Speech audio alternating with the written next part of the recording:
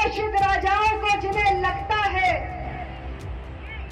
कि गुंडा हमारी जागीर है, उनके भ्रम को तोड़ने का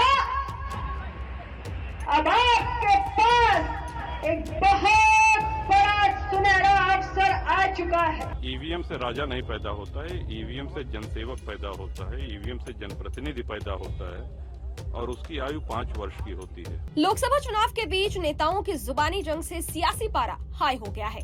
पहले केंद्रीय मंत्री अनुप्रिया पटेल ने कुंडा विधायक राजा भैया के बयान पर जुबानी हमला बोला था, लेकिन अब राजा भैया ने अनुप्रिया पटेल को करारा जवाब देते हुए पलटवार किया है।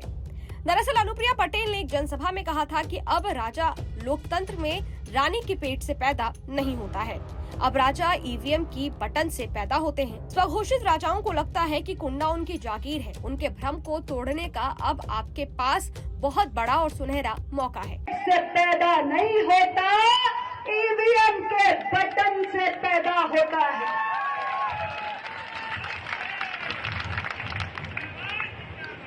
तो ऐसे स्वघोषित राजाओं को जिन्हें लगता है कि गुंडा हमारी जागीर है, उनके भ्रम को तोड़ने का अब आपके पास एक बहुत बड़ा सुनहरा अवसर आ चुका है। मैं आपसे कहना चाहती हूं कि इस बार 26 मई को आप ईवीएम का बटन दबाने जाएंगे तो याद रखिएगा कि इस देश के अंदर अब केवल मतदाता ही सर्वशक्तिमान है और राजा या रंग बनाने का काम सिर्फ आप मतदाता भाइयों के हाथों में है। केंद्रीय मंत्री अनुप्रिया पटेल के बयान पर पलटवार करते हुए राजा भैया ने कहा है कि राजा या रानी अब पैदा होना बंद हो गए हैं। ईवीएम से राजा नहीं पैदा होता है, ईवीएम से जनसेवक पैदा होते हैं या जनता का प्रतिनिधि पैदा होता है। वो बयान अनावश्यक था, उसकी कोई आवश्यकता नहीं थी देने की। और ईवीएम से राजा नहीं पैदा होता है, ईवीएम से जनसेवक पैदा होता है, ईवीएम से जनप्रतिनिधि पैदा होता है और उसकी आयु 5 वर्ष की होती है।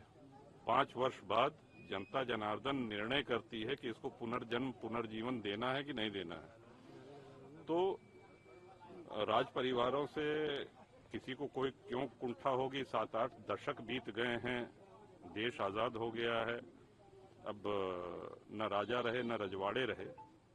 अनावश्यक बयान था। बता दें कि बीते दिनों राजा भैया ने लोकसभा चुनाव में किसी भी गठबंधन या दल का समर्थन नहीं करने का ऐलान किया था, जबकि बीजेपी ने राजा भैया से समर्थन मांगा था।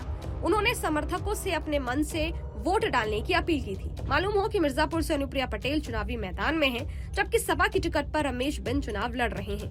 खैर, ये वीडियो आपको कैसा लगा? इस वीडियो पर आपकी क्या राय है? कमेंट बॉक्स में जरूर बताइएगा। देश और दुनिया की तमाम खबरों के लिए देखते रहिए न्यूज़ नेशन डिजिटल। शुक्रिया।